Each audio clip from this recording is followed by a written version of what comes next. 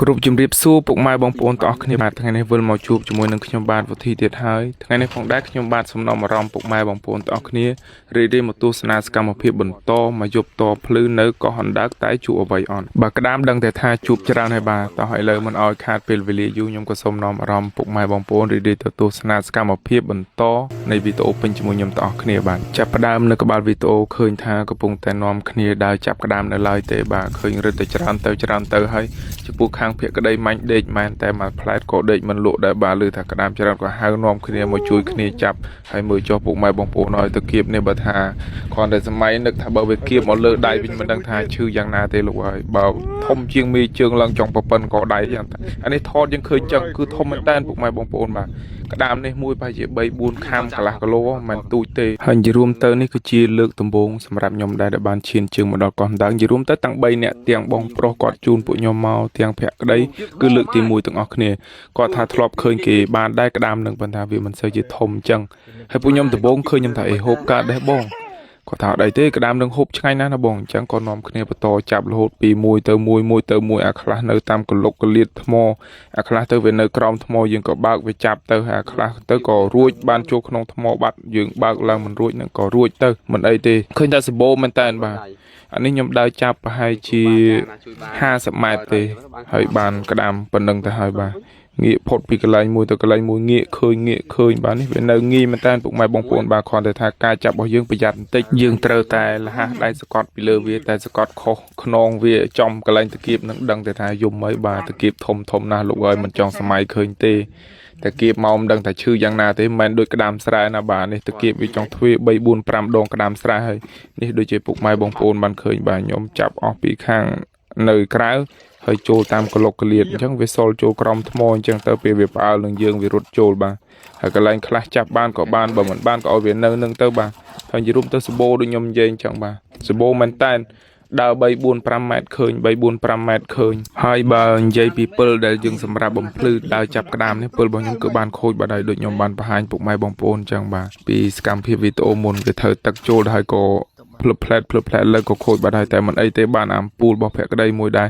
ពូលនេះស្រួលមួយយ៉ាងយើងបើកបំភ្លឺនៅកន្លែងដូចថាយើងកន្លែងជំរុំយើងបោះតង់ឲ្យវា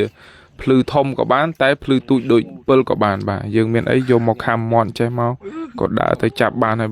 បាទហើយឥឡូវកុំអោយស្ដាប់ខ្ញុំនិយាយតែឯងពេកតោះទៅចាប់ក្តាមជាមួយខ្ញុំតោះគ្នាពុកម៉ែបងប្អូនបាទថាវាធំនៃក្តាមណែនេះនេះបាច់ចងទៀតអាបាញ់ចូលភ្នែកខ្វាក់ចងក្តាមនេះនេះគេហៅថាក្បាច់លំអូនេះចេះចងដាក់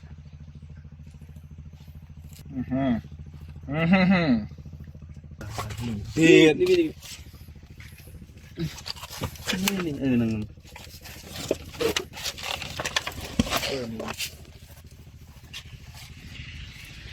បានដោយយោនេះថតបែរមកមួយមើល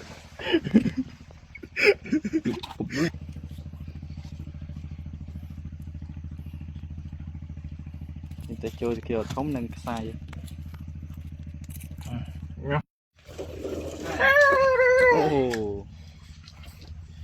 អូចាប់នេះចាប់តែប្រញាប់ខ្លាចរួចធំណាស់អាមួយខែ3ខាំក៏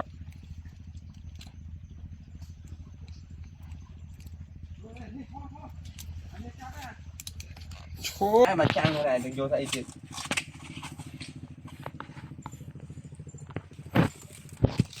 អូទៅដល់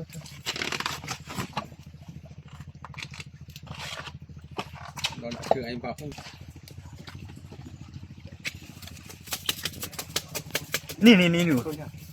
ចេញយកមកកង់មួយមកក្តាមនេះជន់មកជន់អើចាំខ្ញុំជន់ទៅជន់ខុសហើយមកថតពីលើអញ្ចឹងយ៉ា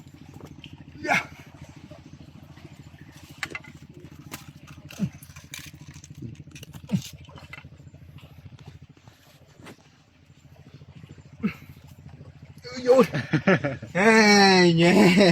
ឲ្យភក្តីអ្នកចងក្តាមនេះបែរទៅនោះបងយ៉ា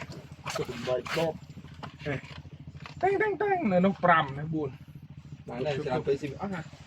ចង់យកទៅជើងទៅជិះវានឹងគួចគួចមក ចង់មកអញទៅចូលទេអញ្ចឹងហើយមើលអូស៊ីអស់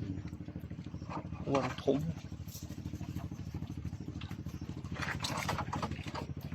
នេះវាអស់មួយឆ្ងល់នេះចាប់ដល់ណាទៀត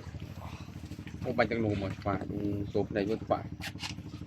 នោះមួយគឺកាប់ ពើមកបាច់ទាំងនោះមក កងជុកខែបាទហើយកន្លងពេលដល់ចាប់មាញ់តលើនឹងប្រហែលជាកន្លះម៉ោងជាងទៅបាទឃើញតែបានច្រើនមែនតើហើយភក្តីថាងចាប់ស្អីច្រឹមលេះតិចហូបអត់អស់ហូបអត់អស់យើងយកទៅចែកអ្នកផ្ទះហូបទៅងាយអីបានមកដល់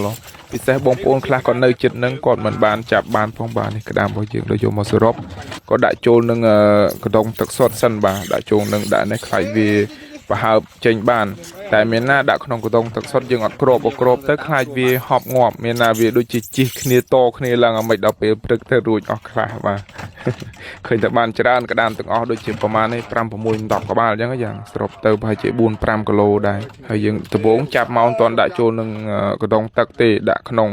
អាកេះស្នោនោះសិនកេះនេះតម្រូវថាមកនឹងក្រែងស្ទូចបានត្រីច្រើនទៅយើងដាក់ក្លាសេយកត្រីទៅវិញតែមានណាលទ្ធផលដាក់ក្តាមវិញហើយឡៃតែសបាយនឹងចាប់ក្តាមពេកមានណាតគោពោះបានដឹងថាអូមិនទាន់ហូបបាយហើយឥឡូវយើងក៏ងាកមកយកត្រីដែលស្ទូចបានពីងាកយកមកអាំងបាទហើយចំពោះត្រីអាំងនេះមានឈ្មោះថាត្រីអាំងរាត្រីអាងឹតបាទអាងឹតឈឹងតែម្ដងហើយក៏ជុំគ្នាហូបហើយចំពោះបន្លែនោះទិញពោះគោពីថ្ងៃឥឡូវនៅតែបន្លែទេហើយកំពុងតែឃ្លានចេះផងហើយធម្មតាខ្ញុំបាយបានស្រាប់ផងបាទបាយរៀងក្រែលបន្តិចហើយឥឡូវក៏អាំងទៅគៀបក្តាមនេះហូបហើយខាងពាក់ក្តីគេតែអត់ហ៊ានហូបទេអញតេះមើលសិនទៅ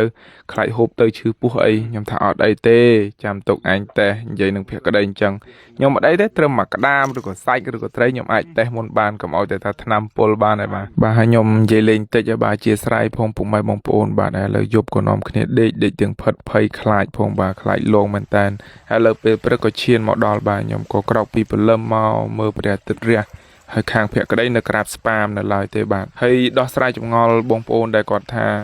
មានខ្មោចឬក៏មិនមានហើយបងប្អូនខ្លះគាត់ទៅមុនឬថាខ្មោចលងអញ្ចឹងប្រហែលជាហេតុផលនេះទេដែលបណ្ដាលឲ្យគាត់គិតថាខ្មោចលងព្រោះអីពួកខ្ញុំដេកយប់មាញ់ហ្នឹងខ្ញុំត្រូវភ្ញាក់2 3ដងឮសលេងព្រាវប្រាវរហូតទៅខ្ញុំខ្លាចដែរតែចិត្តជំនះចង់ដឹងថាម៉េចបានគេថាខ្មោចលងនឹងយកពិលទៅចាំងមើលទៅមានណាកដោពេញទៅនឹងច្រើនមែនតែម្ដងបាទប្រប៉ុនកភួនដៃកជើង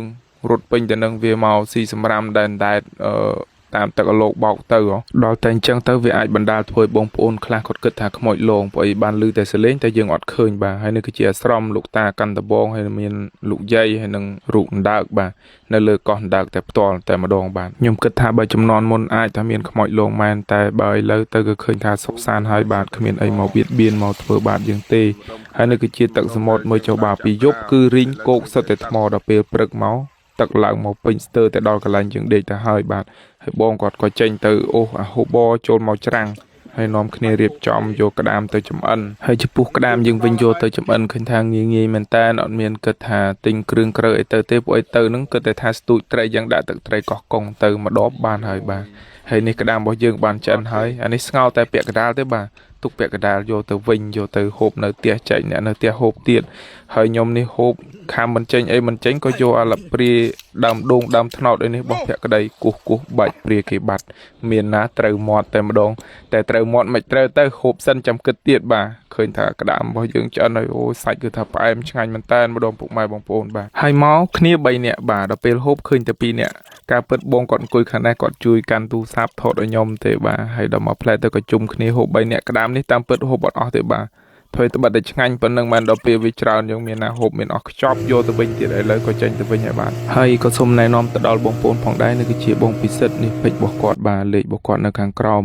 ចំពោះបងប្អូនណាដែលចង់ទៅស្ទូចត្រីដោយថាជិះហូបឬក៏ជិះទូកទៅកោះជិតកោះឆ្ងាយអាចតាក់ទងទៅគាត់បានចំពោះតម្លៃគឺឃើញថាពួកខ្ញុំបានទៅជាមួយគាត់ហើយឃើញថាតម្លៃសមគួរបាទហើយចំពោះវីដេអូខ្ញុំបាទក៏ចប់ត្រឹមនេះដែរអរគុណពុកម៉ែបងប្អូនដែលតែងតែចំណាយពេលវេលាមកទស្សនាវីដេអូខ្ញុំបាទហើយក៏សូមជូនពរកាន់ទៅដល់ពុកម៉ែបងប្អូនទាំងអស់គ្នាមានសុខភាពល្អសំណាងល្អទាំងអស់គ្នាបាទបាយបាយជួបគ្នានៅវីដេអូក្រោយទាំងអស់គ្នា